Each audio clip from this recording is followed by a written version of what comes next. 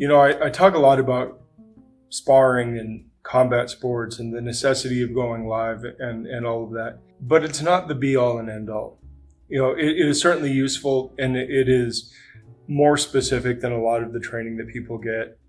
But the fact is that when you look at some of the tragedies that have happened when combat sports athletes end up getting shot during an altercation and things like that, there are obvious problems with an only combat sports focus if you're trying to apply outside of the combat sports realm.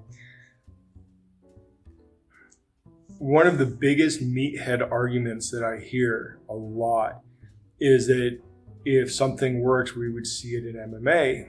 And well, on the one side, you would think that might be true.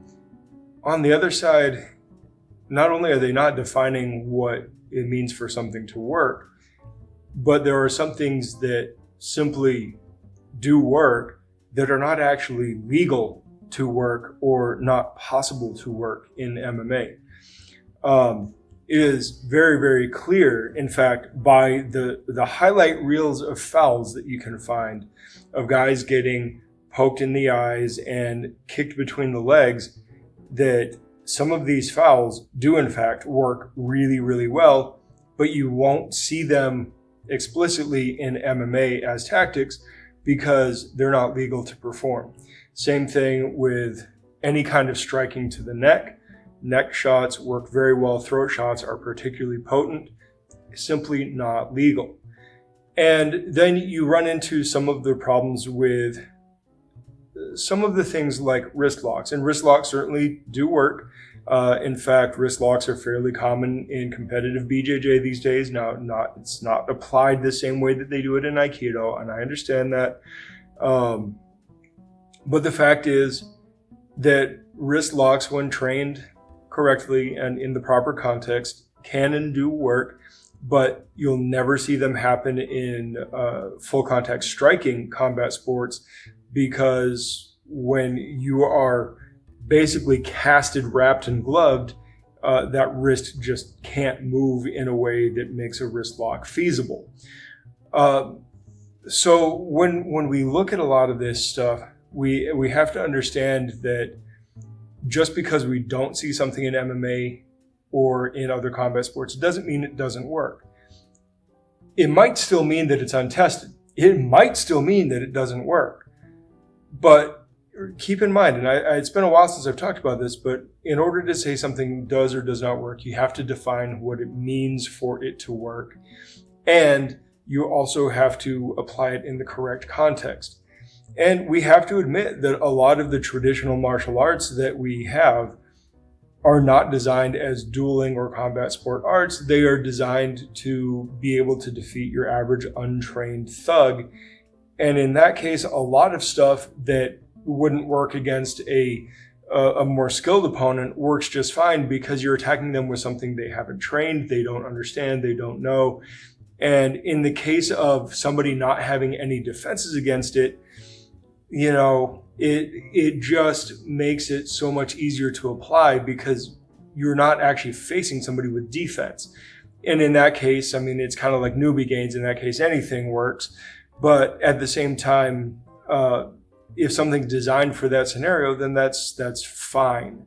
So, right, context matters. Combat sports are very important. Combat sports are very useful, but they're not everything. And you do have to be able to go outside of that for certain things. And don't think that just because you have a few dirty boxing techniques like, groin strikes and eye gouges and back of the head shots, don't think that those are magic bullets that solve problems for not being able to fight otherwise, because they're not. They're tools and tactics to be used at the right time in the right context. Let's get past this bickering of, this tribalistic, like, well, my stuff's meant for the street. Well, my stuff's meant for real fighting, and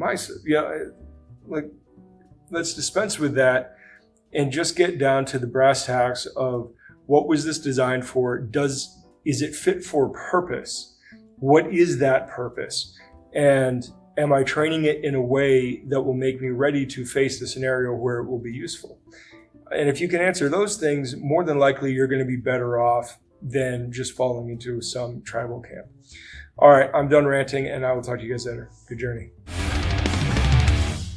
Thanks for watching. Like, comment, subscribe. Share this with your friends or anybody else who might be interested in this kind of content. If you happen to be in the Metro Phoenix area, come in for a class or just stop in to say hi. We'd love to meet you.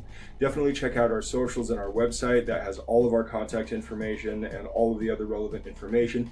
And more than anything, check out our Substack. Our Substack will be containing all of the links that we use to cite and reference in our videos, as well as exclusive training content that will be available for premium members. Memberships are cheap, but you can also sign up for free, and we do have articles for free, and we will have more free articles available for you. It is a fantastic platform for what we're doing here, and we hope to see you over there.